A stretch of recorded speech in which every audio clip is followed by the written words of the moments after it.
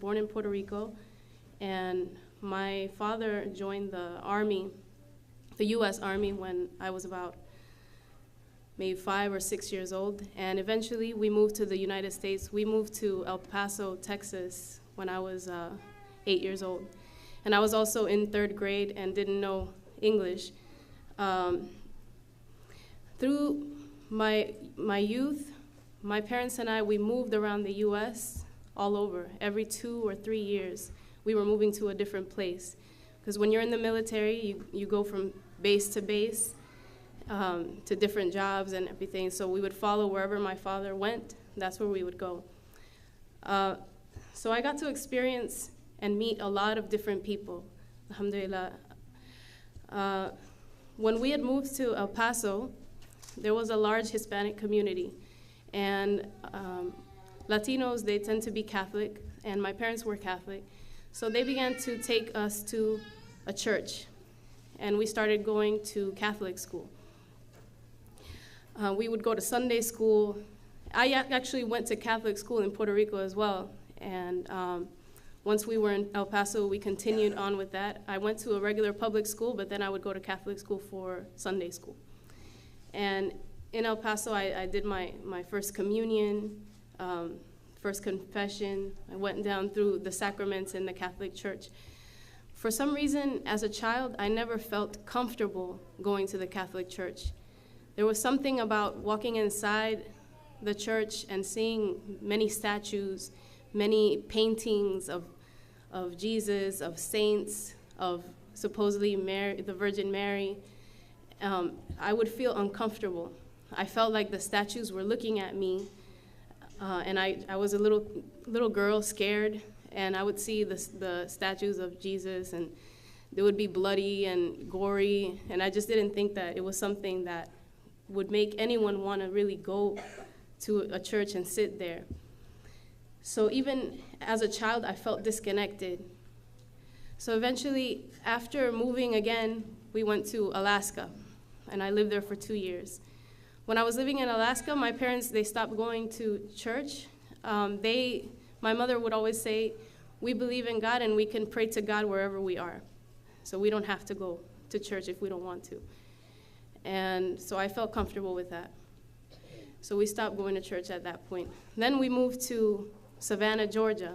We went literally from one side of the U.S. to the other, very opposites in the spectrum. And while we were in that part of Georgia, we also did not attend church. Again, we moved and we went to Maryland. And we were living in a place called Odenton, Maryland, which is very close to Baltimore. By that time, I was really fed up of all the moving. I don't know how many elementary schools I went to. I think it was about 3. And when we moved to Maryland, I think that was the second high school that I was going to. And to be going into a whole new place and making new friends and leaving old friends, it was something that was very difficult. So when I went into Maryland, I became a little depressed because I didn't know anyone. So during that time, I had seen a movie that caught my attention. It was called Malcolm X. And I was very, very impressed by the person Malcolm X. And when I watched the movie, I said, I need to read this man's autobiography. So I bought his autobiography, and I read it from cover to cover. And that was the first time that I ever learned anything about Islam. First about the Nation of Islam, and then I learned about the true form of Islam. During that time, alhamdulillah, Allah, He puts you in the right place, and He puts the right people in front of you at the right time. It so happened that during that time, I had met a girl that lived close to me, and she was Christian, and her father was a pastor. So she asked me once, why don't you come to church with me? Because I go to church on Sundays, and it's really fun. You know, there's a lot of people our age, and I think you would enjoy it. And I told her, I don't like church. I don't think so. I don't want to go. And she said, why? And I said, because, they have all these statues, they got all these pictures, I don't like that. And she said, don't worry, we're a non-denominational Christian church. The only thing that we have is a cross in the middle of the room. And I said, seriously, no pictures, no statues, nothing like that? You don't burn the candles, in front of the altar? And no, we don't do any of that. And I said, okay, if it's like that, then I'll go. So I went with her, and I started going to this church. During this time, in one of my English classes in high school, there was a girl that used to sit across from me. And in Maryland, I didn't know many Latinos.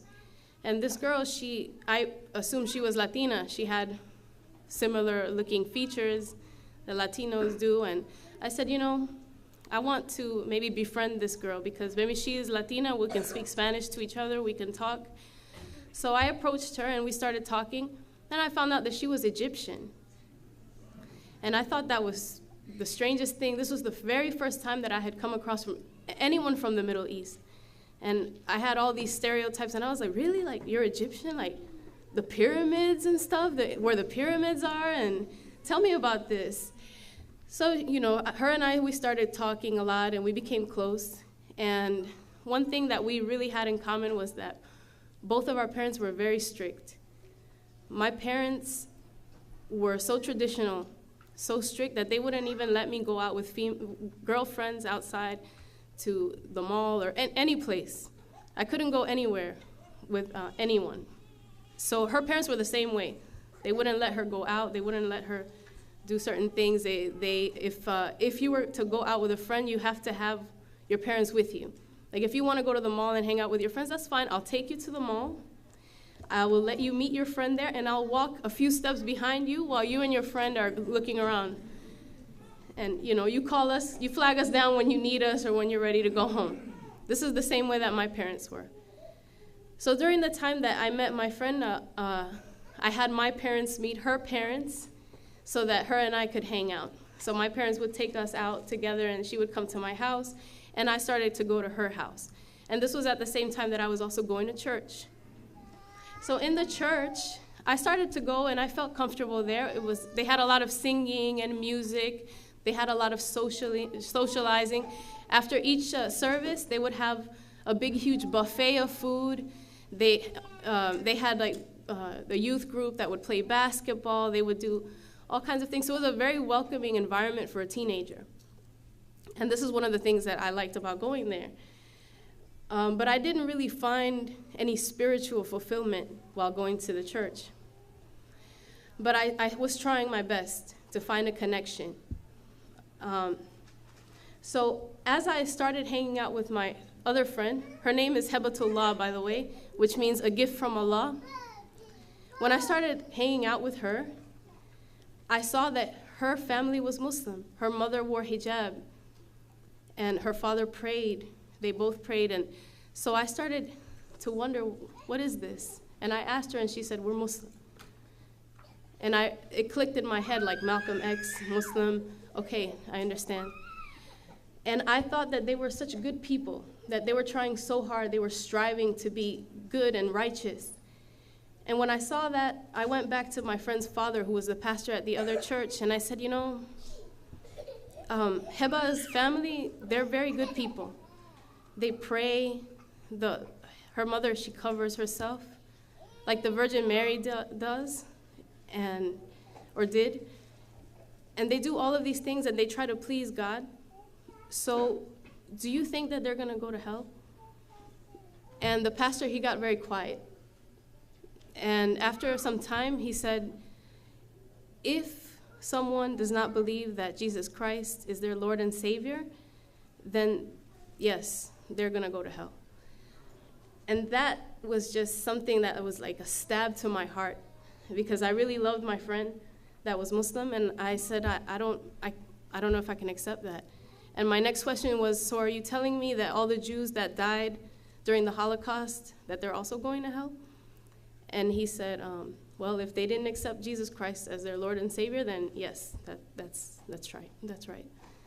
So that was something that I couldn't really accept.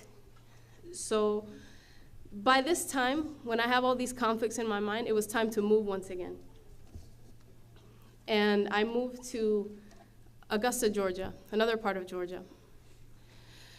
When I went to Georgia, I wanted to continue to go to church or to feel some kind of spirituality. So I took my father and I said, can you take me somewhere so we can find a place for me to worship? And he said, no problem. So we went and we saw two churches sitting side by side on the road.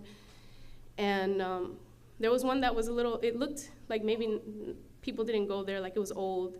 Then there was the other one that looked really nice. So I said, let's go to that one. When we walked in, they were having a service. Everyone turned around and looked at us. And one man got up, and he approached my father and I, and he said, if you're looking for the black church, it's over there. If you're looking for the black church, it's that one right there. And basically, he walked us out. And it was shocking, because this is the first time that I experienced something like that. My father is darker skinned than I am. He has darker skin than I am. But everyone in that church had white skin, blue eyes, light eyes. So we just we stuck out like a sore thumb. So we walked over to the other church, and mashallah, it was a small community. They welcomed us, and we sat there, but I didn't feel right after that. And I told my dad, you know what, that's it, I'm done. I'm good. I'm going to worship God in my own house. So I continued just going to high school, and I finished high school. My father saw that, again, I was depressed because I didn't have many friends. This was a new high school. I was actually a senior at that point, and it was the last high school that I attended. I didn't know anyone. Everyone was just talking about their yearbooks and the prom and graduation, and they'd gone the whole 4 years with all their friends, and I was the newcomer coming in my senior year. So I asked my father, can I go visit Heba? I want to go see her. So he said, you know what, I'll buy you the plane ticket and you can go. He spoke with her family, and they bought me a ticket, and I flew to Maryland to visit my friend. When I got to Maryland, it happened to be, my friend said, you can come, but I'm just going to warn you, we'll be fasting, but then we're going to break our fast, and then we're going to party and hang out. I said, no problem. So I got there, and it was actually during the month of Ramadan. And this was I think it was 1999. So one of the days that we got there, Heba told me we have to wake up early, and we have to go to the mosque. Do you mind if you come with us? I said, no problem. And she told me, okay, well, if you're going to come inside, can you wear a scarf? I said, no problem. I'll go. So we went, and it happened to be the day of Eid. And it was the end of the month of Ramadan. It was Eid. And we went, early prayer was about, I think, 8 o'clock. And when we were approaching the masjid, she said, you might want to just stand outside. And I said, I don't feel comfortable standing outside. I want to go inside. And she said, okay, you can come inside. So once we were inside, she said, we're going to pray soon, so you might want to sit in the back. And I was like, I don't want to sit in the back, because then people are going to look at me funny. And, she said, okay, then come and sit next to me. So I sat with her for a while, and people were talking, and I was hearing something, and I didn't know what it was, but it kept on going over and over and over. And while I was sitting there, then all of a sudden everyone started to get up. They were about to pray. And my friend said, we're going to pray, so now you can go to the back. And I was like, no, it's so embarrassing. Can I just stand next to you? I'll do whatever you do, I'll do it. And she was like, okay, just, put your foot next to mine and just do what I do. And I said, okay, all right, khalas, inshallah, I'm going to do this. Well, I didn't say that at that point. And so they started to pray, and I followed them. And I did the whole prayer. And then we went out. When we went outside, during that time, my friend wasn't wearing hijab. So as soon as we got back in the car, she took off her scarf. And she was like, oh, she took it off. And she was like, oh, now you take yours off. And I was like, we haven't even left the parking lot yet. No, I'm not taking it off right now. And her parents were just giggling, and she was like, just take it off, don't be silly. And I said, no, I want to keep it on. So we went back to her house. By that point, I took it off. And she said, it was early, let's go take a nap, and then we'll wake back up, and then we'll go out. And I said, okay, no problem. So I laid I was with her in her room, and we laid down in her bed, and we started to fall asleep. But something kept on going in the back of my mind. And it was something like, Allahu Akbar, Allahu Akbar, Allahu Akbar, La ilaha illallah. And I was like, what is that? And it just kept on going, like a song when it gets stuck in your head when you go out into the supermarket or something, and it was just there, and it kept repeating itself. And I shot up, and I said, Heba. She was like, what? What? She was already sleeping. I said, Heba, what does Allahu Akbar, Allahu Akbar? And I went through the whole, what does that mean? And she was like, oh, you know, God is great, God is great, God is great. There is no God but God. I said, oh, okay, all right. So went back to sleep. So after that, we went out again, and we went to different places. We went to a gathering of Muslims, and I saw people praying for the first time as Muslims. And I started asking questions. Why do the women have to pray behind the men? And I'm sitting with my friend, we're young, and she tells me, hello, don't you know if the women were praying in front of the men, what do you think the men would be thinking about? And I said, that makes sense. SubhanAllah, that makes sense. And I said, okay. And I kept on coming with more questions. And, you know, she would answer them, and I'd be like, wow, this is so easy. And then I started asking her parents questions. And I asked questions to the point that her father said, you know what, look, take some books. Here you go. You take these books, you read them, stop asking me. And I said, okay. So I took the books back with me to Georgia, and I read. The first one that I read was called Islam versus Christianity. And it was a very small book. And when I read that book, every single question that I had ever had about God, about life, about Jesus, who he was, why I didn't feel right going to the Catholic Church, why going to the Christian church wasn't enough for me. Because I was looking for an answer that I finally found in this little book after asking some questions. Alhamdulillah. It took a while, though, for me to understand what I needed to do to become a Muslim. So I started, during this time, it was the age of AOL, America Online, chat rooms and such. I started looking for Muslims on the internet, and I wanted to find a Muslim that lived close to me. So I went into a chat room, and it was like an Atlanta chat room, and I saw a name that came out as it looked like a Muslim name, and it was Fadl. And I am the person. I sent them a message, and I said, I'm interested in knowing about Islam. And it was a man, it was a brother. And since he saw that this strange woman was messaging him, he said, you know, like, whatever, no, I'm not gonna talk to you. And I said, okay. I said, and I put ma salama, which means goodbye in Arabic, because at this point I knew a few Arabic words. And then he sent me a message, and he said, how do you know that? And I said, because I told you I'm interested in learning about Islam. I have an Egyptian friend, she's Muslim. I told him the whole story, and he said, send me your number, and I'm gonna call you right now. And I said, this is crazy for me to do, but I sent him my number. He called me, and he said, do you believe that God is one? And I said, yes. And he said, do you believe that Muhammad? By this point, I had read about the Prophet Muhammad sallallahu alaihi wasallam. And okay. As long as it's not an attack on me. Ready? Okay. So by this time I had learned about the Prophet Muhammad sallallahu alaihi wasallam, and he asked me, do you believe that Muhammad was the final messenger? And I said yes. And he said, okay, repeat after me. Ashhadu an la ilaha illallah wa ashhadu anna Muhammad Rasulullah. And I did so. And he said, I'm going to come and see you. I live in Atlanta, but I'm going to come and I'm going to bring you some things, and we're going to do this, but you need some witnesses. So I met him and his family he happened to have cousins that lived close to me. We met there, and I said my shahada there in front of them. Alhamdulillah, this was in the year 2000. I think it was about August or September of 2000. And after that, I called my friend, the Egyptian friend, and I told her, she didn't even know I knew certain things. She didn't know what words I had learned or anything. So when I called her, I said, Heba, you know, after we said, how you doing, what's going on, and everything, I was like, you know, I took my shahada yesterday. And she said, what? You did what? I took my shahada yesterday.